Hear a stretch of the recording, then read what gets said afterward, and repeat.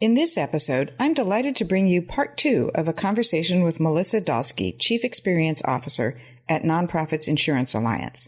The Alliance is an organization relied on by more than 24,000 nonprofit organizations in 32 states and the District of Columbia. These nonprofits include animal rescues, children's programs, group homes, senior organizations, art programs, food banks, community groups, foster family agencies, and many others. In part 1, that was episode 14 of EO Radio Show, Melissa and I talked about insurance basics and the insurance application process, along with ideas about how to manage the insurance costs as an organization starts out. Today, in part 2, Melissa and I take a deeper dive into special event coverage, best practices in managing claims, and we also discuss the difference between insurance policies that are based on claims made in the coverage period as compared to an occurrences policy. Welcome to the EO Radio Show, your nonprofit legal resource, brought to you by the Exempt Organizations Group at Farella, Braun & Martel. My name is Cynthia Rowland, and I'm a partner at Farella. I'm a business and tax lawyer with more than 30 years of experience advising clients on nonprofit and charity law. Through this podcast, our lawyers and guests will discuss a range of legal and business issues impacting the nonprofit world because we understand you work hard every day to make your community a better place to live and do business. Many of our programs focus on the basics, and at times we'll do a deep dive into narrow and complicated legal issues. Again, welcome to the EO Radio Show. We're glad you're here.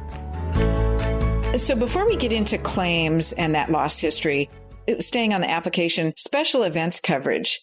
It's happened before. I'm sure you've seen it. Somebody's got the gala invitations out and they're using their own venue so they didn't have to satisfy anybody else. And then somebody says, maybe we should have special events coverage for the gala next week where we're bringing 500 people onto the ranch. Can you talk a little bit about what's realistic and when you would need special events on top of your general liability and what a reasonable timeline is for getting that coverage? Sure. So I would say if you are planning any special event that may be new to your organization or something of size and you're working with a new insurance company, it's probably best to run it past them just to be on the safe side. A lot of nonprofit general liability policies, especially in the nonprofit space, they know that your mission is driven by donations. And so a lot of organizations thrive on special events to make that revenue stream come in the door. A lot of nonprofit general liability policies will provide some coverage for special events. If you're just having a small event, chances are that special events coverage on your policy is going to pick that up. But if you're having something that's a large gala, or if there's going to be liquor involved, if you are hosting a wine dinner and you're concerned that is someone going to get tipsy and leave in their vehicle, I would absolutely connect with your broker and make sure that you have the adequate coverage. If you do not, and you need to place one of those special events policies, depending on the size and the complexity of the event, it could take anywhere from 48 hours for a smaller event to a month. If it's I've worked on some large music festivals, film festivals. There's a lot of moving parts, and you have to have a contingency plan for bad weather, and you've got to have a policy that will change dates if you need that. So if you're having any kind of event that you think, this is a little out of the norm for us, I would suggest running it past your broker. Back to that ugly application everybody has to fill out. One of the sections on there, they will ask for special events typically. So if you know every year you're having the same set events, they're part of your calendar, put them on that application and they'll be able to tell you right then and there, yes, you've got coverage, you're good to go. It should only be for something of size or something new that I would suggest reaching out every time. Otherwise, if you've already shared that information, your underwriter probably already knows about it.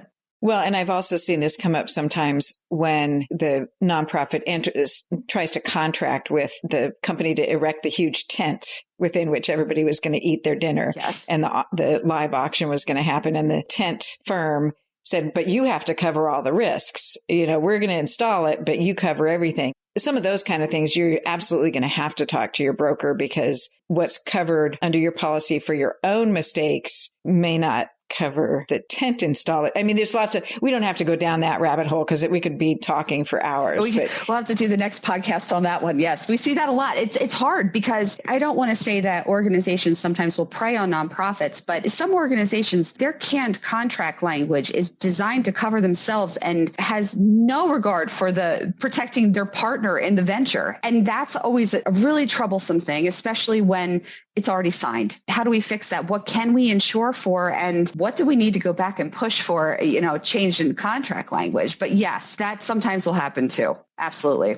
If I can see that contract before it's signed, sometimes we can push back and change the language. But like you said, once it's signed and the invites have gone out, and then somebody's like, oh my gosh, what if the wind comes up and blows the tent over? It can be catastrophic. But anyway, yes. I digress. So let's get even more depressing.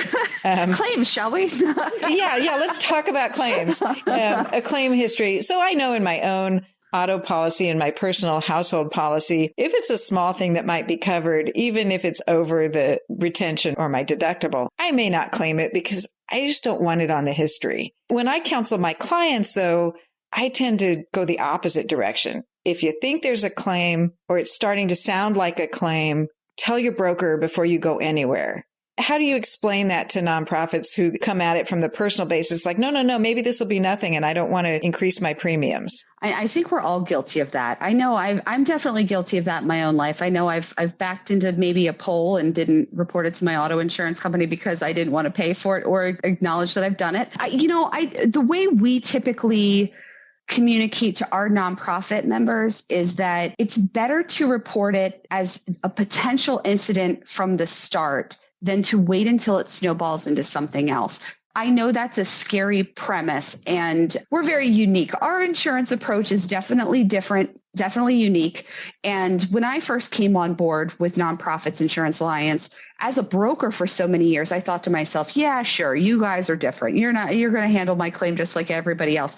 But our philosophy is we want to advocate for that nonprofit up front. We have a service in-house, especially for employment practices issues, that those wage and hour claims, harassment, retaliation. We have a service that we provide to any of our members that purchase our directors and officers policy. We have 4 in-house staff that consults on those sorts of issues. And a lot of them are very early in the beginning stages of becoming an issue. They'll call up and say, I have a staff member that this may escalate. What do I do? And we'll give them some direction, whether it's the direction may be, yeah, I think you should file a claim now. Let's get ahead of this. Here's some suggestions on how you could consult that employee. Or if you need a lawyer, we're going to tell you, you need to reach out to your legal counsel. This sounds like it has a potentially large impact to your organization. You need to address this differently. But even so, outside of that, we always tell our nonprofits to err on the side of caution so that they're prepared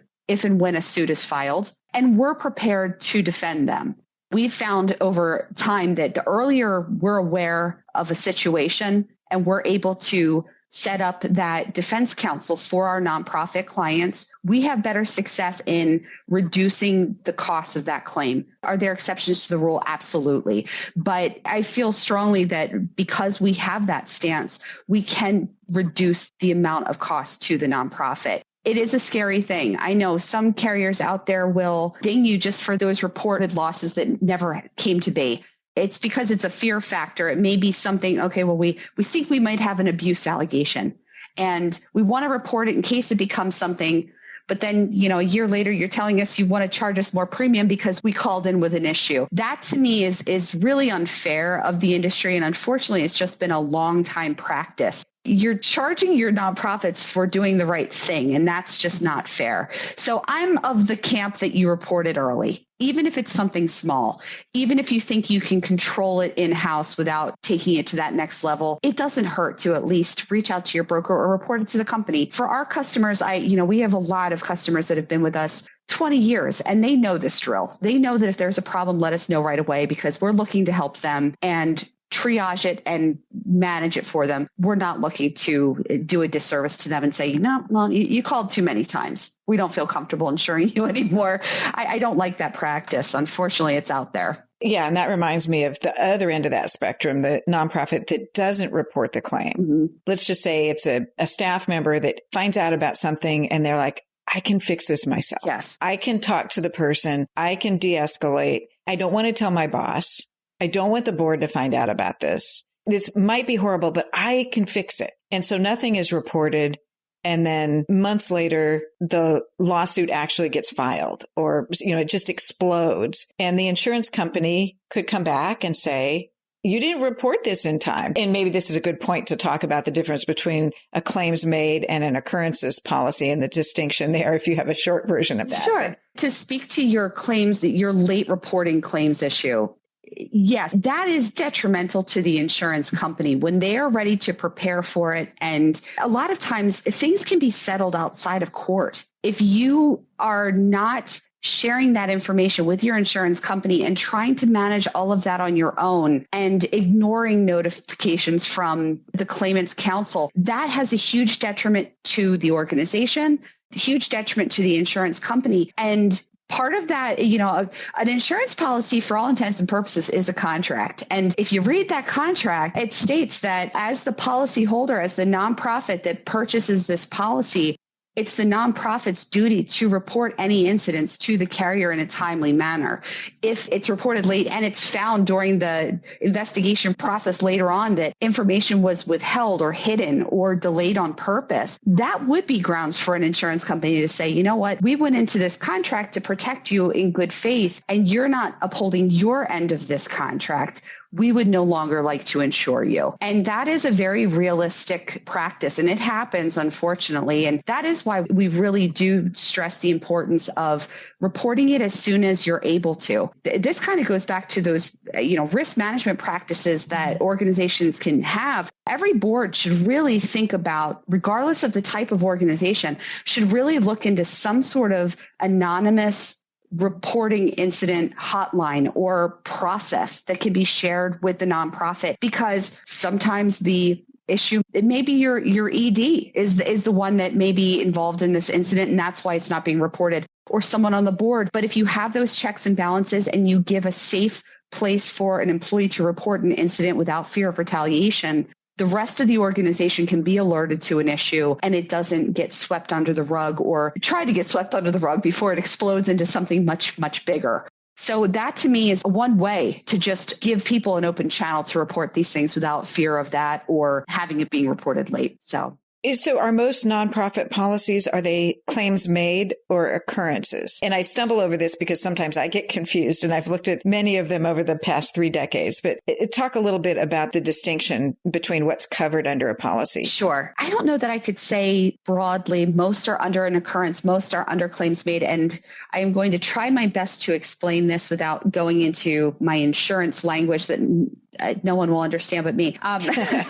So, I think the thought process between an occurrence form and a claims made form, it's a difficult concept, not only for people buying these policies, but also for people to articulate to those buying the policies. An occurrence policy form means that the policy that you bought at the time that claim occurred will be the policy that responds to the claim. So for example, I'm going to use Nonprofits Insurance Alliance. You placed your policy with them in 2010, and you've had coverage with NIA, Nonprofits Insurance Alliance, since then. 12 years of policy terms have been with the company. You're on an occurrence form. You call today and say, I have a claim, someone is alleging abuse. The occurrence happened at our facility in 2015. When that claim is filed, we will go back and file it on that 2015 policy because that's when the event occurred. It's not when the lawsuit was filed with the court or when we're actually going to litigate it. We're going to litigate it today forward, but the policy that was in place at the time it occurred is the one that responds. And that is forever and ever the way that will operate. So if the nonprofit decides to leave Nonprofits Insurance Alliance and find another insurance company, and that 2015 claim crops up then with that new carrier, Nonprofits Insurance Alliance's occurrence policy in 2015, whether they're still with Nonprofits Insurance Alliance or not, will respond to that claim. That's how an occurrence policy form works. For a lot of nonprofits and for a lot of brokers, that's the preferable choice because you've paid for the policy. It's a set period of time. And regardless of when that lawsuit is filed, it will be paid under that policy, so long as you have enough coverage still under that policy. But I don't want to go down that rabbit hole. That's a different topic. Yeah. With a claims made form, it's just the opposite. Instead of being paid on that policy during the time when the claim occurred, it's paid on the policy that's in place the time the claim is filed. So if you have a claim that occurred in 2015 and the claim is filed today, you need to have concurrent coverage with that same carrier back to 2015 so that they can pay that claim out on today's policy. A lot of brokers will avoid claims made coverage if at all possible because it's hard to maintain that length of time. And it's hard to say, a lot of times people will say, well, what's the downside if I move from a claims made policy to an occurrence policy? Well, moving forward from the date you move to that occurrence policy, you do have more latitude with filing claims there forward, but you have to keep that continuation purchase somewhere for that claims made policy to continue to provide you coverage. You're almost floating two separate policies at once until you get to a point where you feel comfortable that I feel very confident we're not going to see any more claims from the year 2015. For some organizations, that's very easy to say. It's an animal rescue. There hasn't been a lot of activity that's more than a couple of years old. They feel good about it. They don't feel like they need to keep purchasing dual coverage. They're just going to move forward on an occurrence policy and feel good about that choice. If you are a child and family welfare organization, there may not be statute of limitations on a child abuse claim in your state. And is 10 years additional coverage on that claims made policy enough? Is 20 years, 25 years enough? Nobody really knows the answer to that question. So they may be better off just continuing on that claims made policy form until they're no longer in operation. The claims made form is very hard to pivot away from. And I think that's why there's always that conversation about it. You'll tend to see medical malpractice and professional liability and those coverages that are a little more delicate and they have higher payouts when there's a claim. Some carriers will tend to offer a claims made instead of an occurrence because they know that you need to continue that coverage forward to be able to cash in on those policies. Not to say they're a bad thing. If you manage it, you've been on one forever, you're fine. It's just that transition that can be tricky. So definitely a broker conversation. If you're on a claims made form and someone offers you an occurrence policy, definitely a question to ask. How are my claims going to be handled? What about that gray area between the two policies? How will I have coverage? It's an important question to ask. Okay, so that was a really technical rabbit hole that we went down. Yes. I think it's an important thing to at least know that there's questions to be asked. Absolutely. I'm always available. So if anyone has questions or wants to go down that rabbit hole, you feel free to reach out. I'm happy to do it. It's tough. It's tough. Before we wrap up this episode, tell us a little bit about educational resources that are out there for nonprofits. I know the Nonprofits Insurance Alliance website has a lot up there, and we'll link to some of those pages in the show notes. But talk a little bit about resources and where nonprofits can go to get more information about insurance in general and from Nonprofits Insurance Alliance in particular. Certainly. So yes, I encourage anyone that's interested in learning more about our organization or just insurance and risk management for nonprofits in general that you check out our website. Our website is www.insurancefornonprofits.org. And we have a lot of resources that we make available to not only our nonprofit members, but prospective members or anybody in the nonprofit community. Like you said, we have resources on what those different insurance coverages are, what you may need, questions to ask your broker. We have a lot of risk management resources that we offer to our nonprofit members at a free or discounted rate. And it is just, it's a menu of services. And really, they're tailored to be something that is tangible for any and all of the nonprofits we work with. And it could be driver safety. It could be sexual abuse training for staff. We even have a subscription to an organization called Purchasing Point, and it's discounted resources for nonprofits. You've got to buy supplies at Staples or rent a car. Why not use this discount rate that's specific for nonprofits so that you have more money to put towards your mission? So we try to put as many pieces of information out there. Well, Melissa, I can't thank you enough for being here today. Thank you for having me. So that's all for this episode. I'm Cynthia Rowland, and you've been listening to EO Radio Show, your nonprofit legal resource, brought to you by the Exempt Organizations Group at Farella, Braun & Martel. If you have suggestions for topics you would like for us to discuss, please email us at eoradioshow@fbm.com. That's eoradioshow@fbm.com. Thank you for joining us. Until next time, make a difference.